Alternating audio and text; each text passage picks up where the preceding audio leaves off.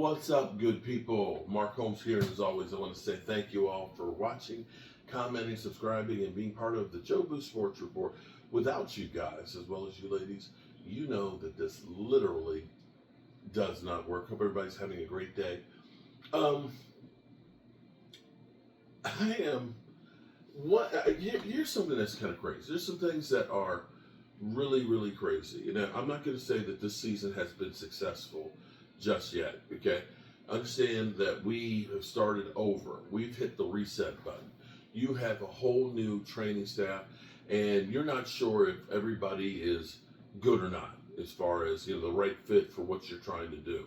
The biggest question marks right now are Matt Eberflus and his defense. Okay, it's clearly the offense side of the ball. We got everything really, really good, but we were bringing back a lot of the offensive players from last year, so there was a lot of continuity there, especially with Brian Schottenheimer. What may have been the smartest move that the Cowboys made this offseason was keeping that continuity by bringing in Brian Schottenheimer as the head coach, who knows Dak, knows the offensive players, knows what he has, and they can keep the same terminology. So that was an easy transition for them. And adding to that, basically taking the basis of what they already had and sticking to his philosophy of being balanced and running the game. The fact that they took Javonte Williams, because I remember over and over again listening to Dan Saleo when over the summer we were talking about who's your running backs? Miles Sanders, and they cracked up. Miles Sanders, man, he's been spent. We let him go because he was spent years ago and cracking up. And then we say Javonte Williams. Javonte Williams, are you kidding? But Javonte Williams is playing literally lights out. I don't think you guys realize that you got Saquon Barkley with the Eagles offense, which is now really a running offense, because Lord knows they didn't complete a pass in the second half of that game. You got A.J. Brown flipping out. That he's averaging 3.1 yards a game. A play. 3.1 yards a play. I believe that's the worst in his career. I kept saying to because we literally had Eagle fans saying, oh, we believe that he's going to be able to go back-to-back 2,000 yards. And I'm kind of like, bro, that ain't happening. That ain't happening. It's too much wear and tear. But I'm sure he's going to do better than that. But to start off this slow is crazy. Now, the Eagle fans, of course, they're not worried because, they look at it and say, we always start the season off slow. And that's true. But maybe this year, you don't. Maybe this whole thing, it ends up being like it was a couple of years ago, where all of a sudden you just went downhill and had that 5-game losing streak, because that seems like a powder keg. Now, as bad as things have been for the Cowboys, what you have to look at is say, Caden Adams and getting that offensive line, bro. Our offensive line has been so bad for so long, and not that I'm going to give all of the credit to the offensive line, but the fact that you've lost 2 starters going into that game, and a third during that game, and they still went toe for toe against one of the defensive fronts out there, and the guy who was a man on fire trying to get to Dak Prescott. I don't think we give enough credit to what this offense has become, especially with Dak Prescott. But see, here's the thing. I don't know that Dak Prescott got better than what he was. I think because the talent around him, you can maximize what you're doing with Dak. Because you have a running game.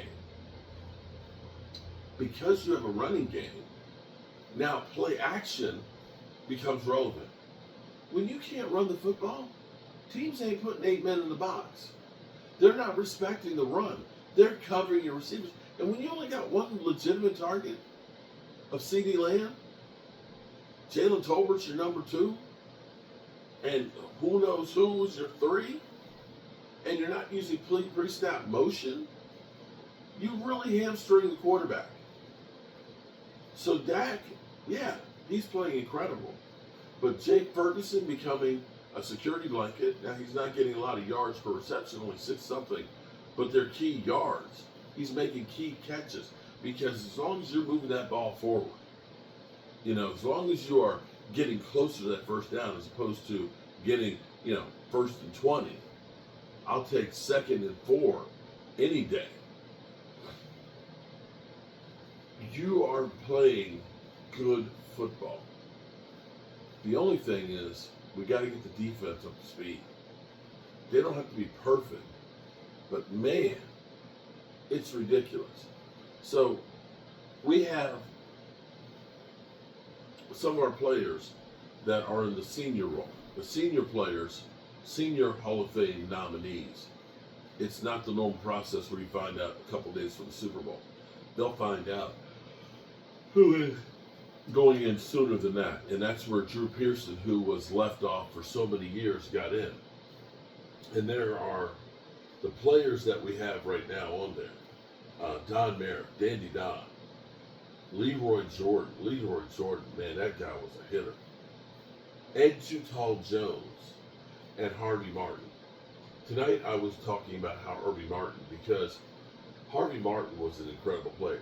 And when I looked at what our defense used to be, yeah, Roger Staubach, Hall of Fame, incredible quarterback. Tony Dorsett, Drew Pearson.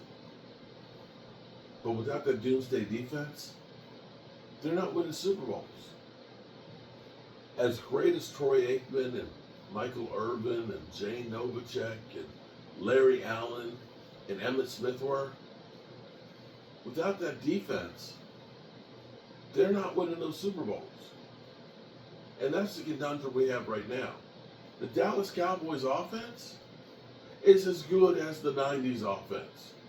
The Dallas Cowboys offense is as good as the 70s offense. The problem is we don't have that defense. And for us to do something, we got to get some better defensive play than what we've got. Now, this is a month that maybe the Cowboys could get right. You got a bunch of people that are saying, no, they're not going to get past the Jets. Well, I kind of like that. I kind of like it when they think the Cowboys aren't expected to do something. Because typically when they are, they usually don't.